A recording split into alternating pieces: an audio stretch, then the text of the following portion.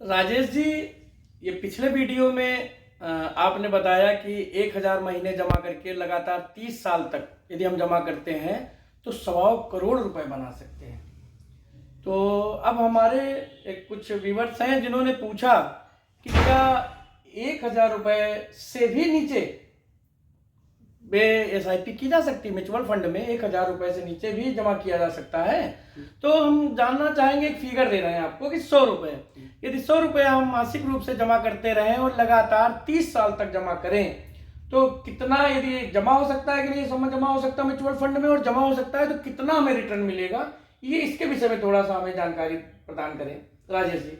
आशीष जी, बहुत बहुत लोगों को यही नहीं पता है कि म्यूचुअल फंड में सोचते हैं बहुत सारा पैसा लगाना पड़ेगा। कोई सोचता है कि 10,000, 15,000, 20,000, और बहुत ये या बड़े लोगों के लिए म्यूचुअल फंड बना हुआ है, ऐसा कंसेप्ट लोगों के अंदर है जी। तो आपके सवाल से मैं बताना चाहें कि म्यूचुअल फंड में बहुत ज़्यादा फ्लेक्सिबिलिटी है।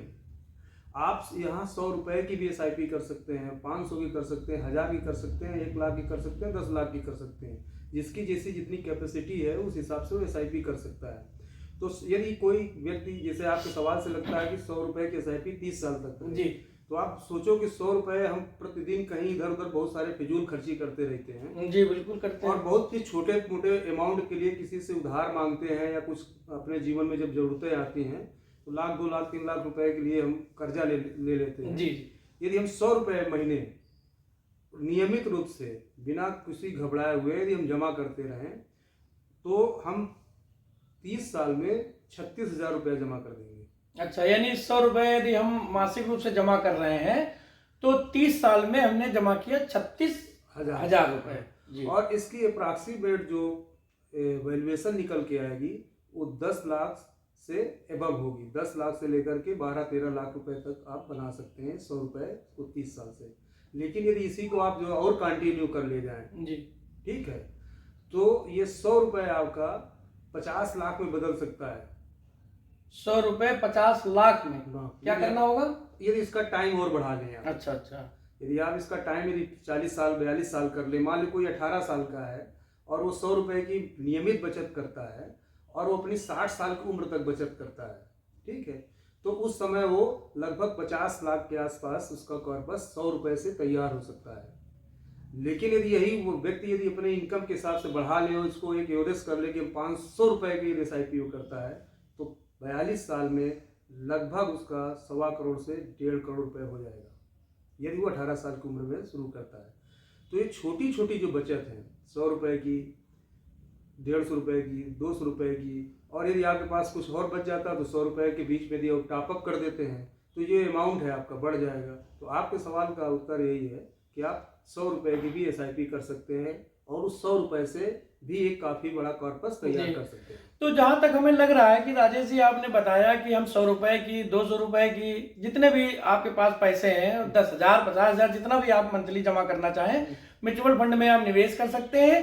केवल इसका गेम जो है म्यूचुअल फंड का वो लंबे समय का ही है, जितने लंबे समय तक नियमित रूप से आप जमा करेंगे उतना है। लेकिन अब हमें लग रहा है कि हमारा ये वीडियो जो बन रहा है, जो हम आपसे जानकारी ले रहे हैं, ये पढ़ते ही हमको एक ये प्रश्न उठेगा मन में, जो हमें अभी उठने लगा है कि यदि हम 100 रुपए जमा करना चाहते हैं या 500 रुपए जमा करना चाहते हैं, हम जितना भी, तो इसके लिए हम करें क्या? म्यूचुअल फंड में हम निवेश करना चाहते हैं तो हम इसके लिए हमें क्या करना चाहिए? हमें इसके विषय में थोड़ा सा जानकारी दे दीजिए। हमारे आपके सवाल से जो हम समझ पा रहे हैं कि हम निवेश कैसे शुरू करें। जी जी हाँ। तो इसके लिए बड़ा साधारण है, ये म्यूचुअल फंड में कोई भी व्यक्ति निवेश कर सकता है जिसके पास पैन कार्ड हो और एक एड्रेस प्रूफ हो, DL या आधार कार्ड, और बैंक अकाउंट होना चाहिए। वो ऑनलाइन प्लेटफॉर्म के थ्रू भी कर सकता है, जिस प्लेटफॉर्म से हम काम करते हैं वहां से भी कर सकता है। पैन होना चाहिए, हम फिर से थोड़ा क्लियर करेंगे। पैन होना चाहिए, आधार होना चाहिए, बैंक में अकाउंट होना चाहिए। बैंक अकाउंट होना चाहिए जी, उसकी चेक या पासबुक हो, उससे वो शुरू कर सकता है। ऑनलाइन प्लेटफॉर्म से भी कर सकते हैं, ऑफलाइन भी कर सकते हैं। और किसी कंपनी, जो म्यूचुअल फंड कंपनी जिसको जो पसंद है, उसे SBI है, HDFC है, ICI है, निपॉन इंडिया है, फ्रैंकलिन, बहुत सारी कंपनी हैं। उन कंपनियों पे भी जाकर के वो SIP वहाँ से रजिस्टर कर सकते हैं। किसी एडवाइजर के साथ वो SIP कर सकते हैं। तो वो बहुत सारे ऑप्शन हैं, कैम्प से और के फिनकार्ड से भी SIP होकर वहाँ से भी शुरू कर सकते हैं। लेकिन हमारी सलाह होगी कि कहीं से भी SIP करें, लेकिन एक अपने साथ में कोई व्यक्ति एडवाइजर रखें जी। जिससे वो बीच बीच में आपको समझा सके, क्योंकि इतने समय में, जिसे आप पिछले समय में भी देखें तो 1990 में हर्षद मेहता घोटाला हुआ, बाजार क्रैश हो गया। इसके बाद आप देखेंगे कि कारगिल युद्ध के समय, IT बबल के समय, मंदी के समय, या अमेरिका में लेमन ब्रदर हुआ 2008 में, उस समय बाजार बहुत ज़्यादा भारी गिरावट हुई, सारे निवेशक डर गए और सभी लोगों ने पैसा निकाल लिया या बाजार से बाहर चले गए। इसके बाद अभी लेटेस्ट देखें तो कोरोना है, तो बाजार में हमेशा ये स्मूथ नहीं चलता है, ये ऊपर नीचे होगा। उस समय आप बहुत ज़्यादा भ्रमित हो सकते हैं और जिस समय आपको पैसा वहाँ और निवेश करना, उसी समय आप एग्जिट कर जाते हैं। तो बाजार तो रिटर्न देता है, लेकिन आम निवेशक उस रिटर्न को नहीं पा पाते हैं। तो मेरी सलाह रहेगी कि आप किसी के साथ रहें, आप भले जानकार हों जी। लेकिन आपका स्वभाव जो है आपको परेशान करेगा, क्योंकि यदि आपको बहुत सारा नॉलेज या बहुत पैसे वाले हैं तो आप कर सकते हैं, या आपको लगता है कि हम मेंटेन कर सकते हैं तो जरूर करें। लेकिन ये सारे प्लेटफॉर्म बने हुए हैं, यहाँ से बहुत आसान से कर सकते हैं, कहीं कुछ भागने की जरूरत नहीं है। आजकल बहुत सारा चीज़ें टेक्नोलॉजी बेस्ड हैं, तो आप अपने मोबाइल से भी कर सकते हैं।